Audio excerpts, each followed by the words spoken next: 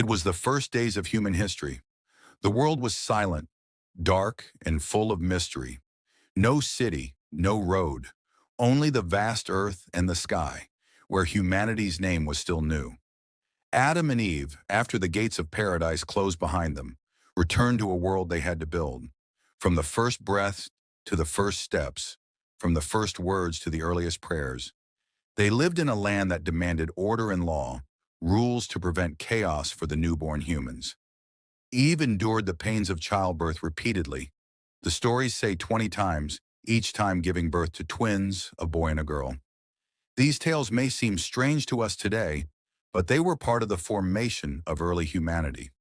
The first pair whose names survived in legend were Cain and Abel, followed by Abel and Labuda. In this way, a new generation was born, a generation that had to navigate new rules. Among these rules, one commandment was clear. Twins could not marry each other. Marriages had to occur between different pairs to preserve the human lineage. Yet among these children, two distinct spirits were growing. One drawn to light, the other pulled towards shadow. These two held humanity's destiny within them. And among these children, two names stood out, simple yet fateful, Cain and Abel. In the next part, we will see how differences in intention and worldview ignited a fire in one's heart. Abel became a shepherd, a man at one with nature. He led the sheep to pasture each morning, his hands gentle on their wool, a calmness in his gaze born of faith. For Abel, everything was simple and straightforward, serving God, giving thanks, and living a pure daily life. Cain, however, became a farmer. He planted and harvested the crops, working hard, but the difference lay in intention.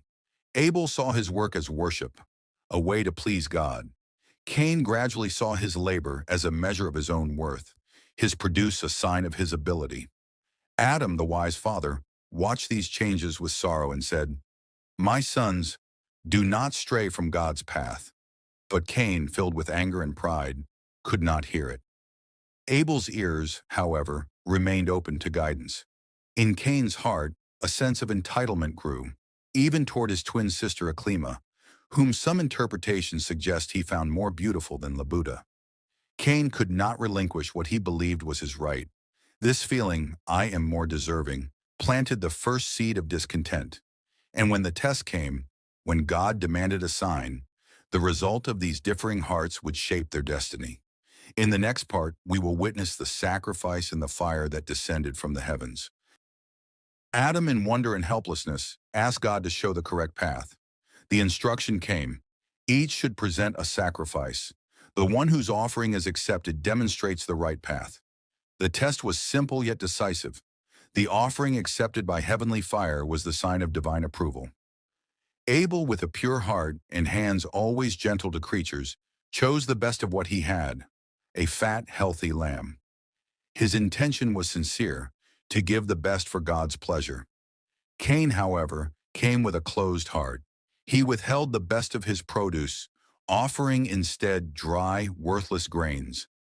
His act was one of indifference and mockery, not gratitude and submission. When the sacrifices were placed, a heavy silence filled the air. Suddenly, fire descended from heaven and consumed Abel's offering, but Cain's remained untouched. Divine acceptance of the simple yet sincere gift sparked a fire in Cain's heart, the fire of jealousy. He asked himself, why him and not me? Why was his gift accepted and mine rejected? This question, like a subtle poison, filled his being, and the devil, ever lurking, whispered, "You must answer this injustice." Abel, calm and submissive, spoke words that reached every listener's heart. But for Cain, they fanned the flames of hatred. In the next part, we follow these words and the plan that emerged from them. Abel, with a gaze born of faith, told Cain, "If your hand reaches out to kill me, I will never raise my hand against you." I fear God. These simple yet dignified words revealed Abel's soul, a human surrendered to truth, avoiding revenge and violence. Cain, however, did not endure these words as a warning. He saw them not as weakness, but as Abel's superiority. His anger intensified, and a plan took shape in his heart. He must eliminate this rival. But how? No human had ever killed another. A new rule had to be made. One day Cain came upon a dead donkey, its flesh eaten by birds of prey, only the bones remaining. His eyes fell on the strong jawbone, a bone that could deliver a fatal blow. He picked it up as if he held destiny in his hands. At that time, Adam was preparing for the pilgrimage to Mecca, leaving his children together. Cain saw his opportunity. His father's absence made the plan easier. As night fell over the mountains, Cain approached his brother, and what happened next would become the first human tragedy. In the next part, we reconstruct this dark moment. Cain found Abel among his sheep, defenseless, perhaps for the last time. He approached quietly, the jawbone firm in his hand. Breaths pierced the silent night like needles. Then with a heavy blow, destiny changed. The first blood was shed in history. Abel, the pure and submissive human, departed from the mortal world. Cain, stunned by his horrific act, froze. What should he do? How should he deal with the corpse? Fear and shame gripped him. He carried the body, walked until exhaustion, and immediately felt the weight of what he had done. In that moral void, nature taught Cain a lesson.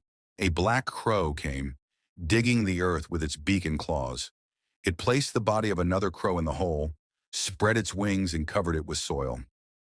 The crow cawed twice, mourning its companion, then flew away. Cain watched and understood. God had sent him guidance, a simple creature showing how to hide the shame of wrongdoing and how to bury a human. He was moved and thought, "Woe is me," the first lament of guilt on the lips of a killer. Would this remorse lighten the burden of sin, or would the stain remain on Cain's soul forever? The final part will reveal the answer and the lessons that history and the Quran hold for us. Cain left, his face drawn, his heart full of fear and dread. His conscience was shattered. Remorse, like a bitter slice of bread, accompanied his every day. But this remorse did not lessen the weight of his crime. The dark stain of Abel's murder remained in human history. Cain had ignored a human right, God's trust in a life, and took it. Some commentators say that, since then, every murder somehow returns to him. He opened the path of killing and taught it to humanity. The Quran prescribes a punishment. The earth will not yield for him. His life will be exiled and harsh. Yet divine mercy is evident. He was not destroyed immediately. He was given a chance to repent, though the effects of the first sin made return difficult. Abel, however, became a symbol of righteousness and submission. The Quran states that his offering was accepted because he was pious. And the lesson for us today is clear.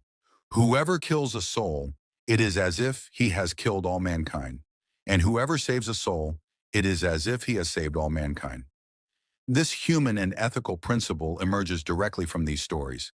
Some say Abel's widow later gave birth to a child, a sign that goodness continues even in a world mixed with evil. The Quran repeatedly guides us to avoid oppression and return to God with all our heart. This story is more than an ancient tale. It is a mirror, showing that each time we let selfish desires prevail over wisdom and righteousness, we can become Cain, and each time we embrace righteousness, we can become Abel. If this story moved you, and if you want to dive deeper into sacred texts and hidden histories, subscribe to our channel, turn on the notification bell, and like the video. Your thoughts and experiences are valuable. Share in the comments what lesson you drew from Cain and Abel.